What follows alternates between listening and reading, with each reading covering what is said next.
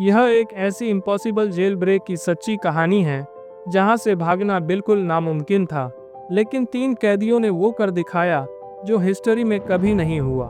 पूरी दुनिया हैरान रह गई और गार्ड सिर्फ तमाशा देखते रह गए।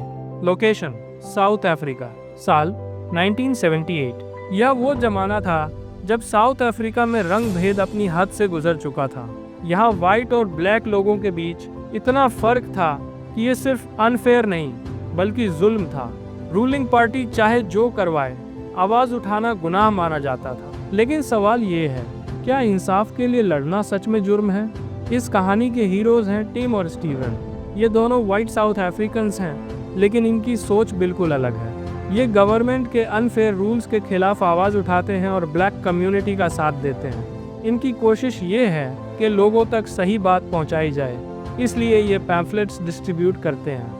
लेकिन ये काम इतना रिस्की था कि अगर पुलिस ने देख लिया सीधा जेल, तो ये दोनों एक जुगाड़ निकालते हैं। भीड़ वाली जगह पर पैम्फलेट्स रखकर ब्लास्ट कर देते हैं, जिससे वो हर तरफ उड़ने लगते हैं और लोग पढ़ते हैं। स्मार्ट प्लान था, लेकिन गलती ये हुई कि पुलिस बिल्कुल करीब थी।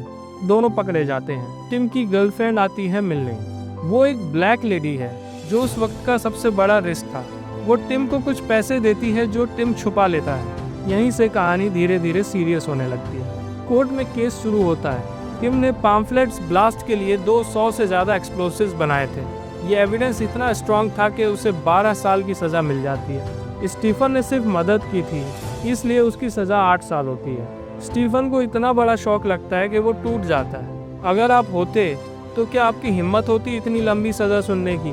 अब सोचो, अगर तुम्हें गलत वजह से 12 साल की जेल मिल जाए तो तुम्हारा पहला ख्याल क्या होगा? भागना या सज़ा कबूल करना? टिम और स्टीफन को प्रिटोरिया जेल ले जाया जाता है। रास्ते में स्टीफन ने एक बार भागने की कोशिश की, लेकिन पकड़ा गया और बुरी तरह पीटा गया। ये जेल कोई आम जगह नहीं थी। यहाँ कैदियों के लिए हर रूल सख्ती से इम्प्लीमेंट होता था।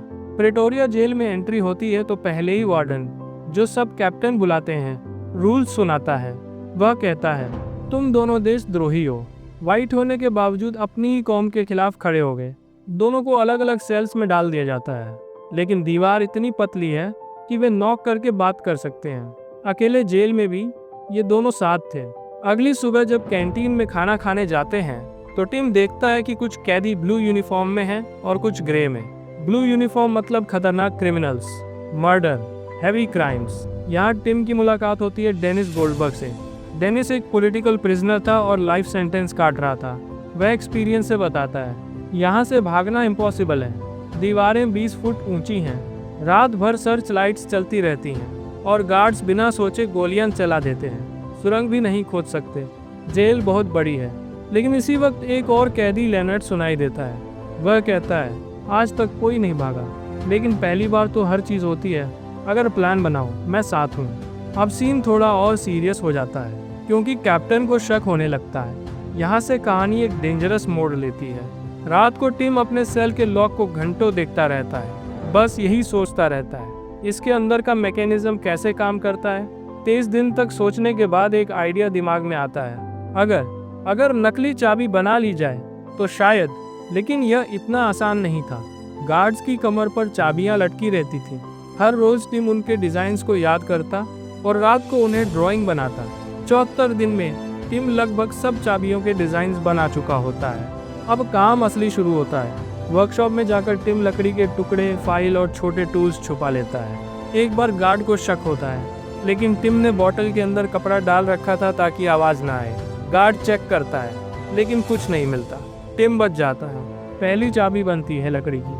अपना सेल का दरवाजा खोलता है और सक्सेस, खुल जाता है। धीरे धीरे वह और चाबियां बनाता है। एक बार चाबी टूट जाती है और लॉक बाहर निकल आता है। यह एक बड़ी गलती थी, लेकिन किस्मत अच्छी थी।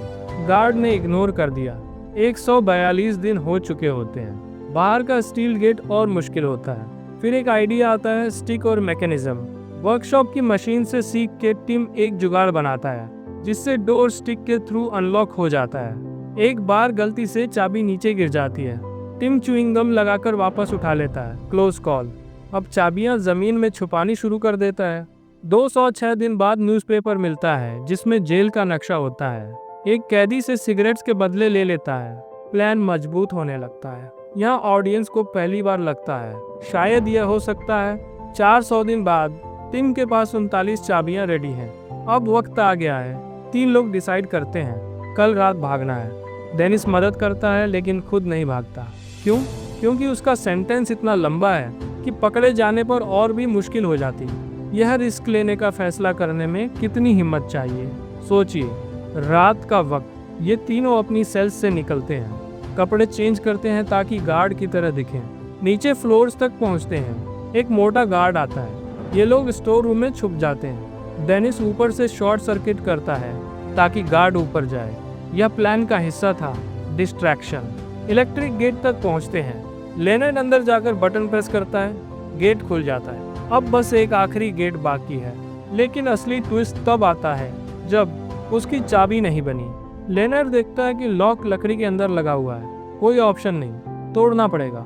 थोड़ा शोर होता है, दिल की धड़कन तेज हो जाती है अगर गार्ड आ गया तो। लेकिन किस्मत साथ देती है, गेट टूट जाता है। ये तीनों दीवार के पीछे छुपकर गार्ड से बच निकलने में कामयाब हो जाते हैं। जेल की बाउंड्री क्रॉस करते हैं और टैक्सी स्टैंड तक पहुंचते हैं। टैक्सी लेकर फरार हो जाते हैं। अगली सुबह जब गार्ड्स को पता चलता है, पूरी जेल में हंगामा मच जाता है। बाकी कैदी हंस रहे होते हैं क्योंकि आज तक जो कोई नहीं कर पाया, ये 3 लोगों ने कर दिखाया। ये तीनों इवेंचुअली लंदन पहुंचते हैं और वहां से अपना मिशन कंटिन्यू करते हैं रेसिज्म के खिलाफ। डेनिस को 22 साल बाद 1992 में रिलीज किया जाता है और 1994 में नेल्सन मंडेला साउथ अफ्रीका के पहले ब्लैक प्रेसिडेंट बनते हैं। जो चीज़ इम्पॉसिबल लगती थी वो हो गई। यह थी एस्केप फ्रॉम प्रेटोरिया की सच्ची कहानी। याद रखना, यह सिर्फ जेल ब्रेक की कहानी नहीं थी, यह हिम्मत की कहानी थी। यह उन लोगों की कहानी थी जो गलत के खिलाफ खड़े हुए, चाहे कुछ भी हो जाए। टिम और स्टीफन ने साबित कर दिया कि अगर इरादा पक्का हो तो कोई भी दीवार रोक नहीं सकती। उम्मीद है आपको यह कहानी पसंद आई होगी। अगर वीडियो अच्छी लगी हो तो लाइक ज़रूर करना, सब्सक्राइब करना मत भूलना और कमेंट में बताना कि आपको सबसे ज़्यादा कौन सा सीन पसंद आया। अगली बार एक और नई कहानी लेकर आएंगे। तब तक के लिए स्टे ट्यून्ड और पीस आउट।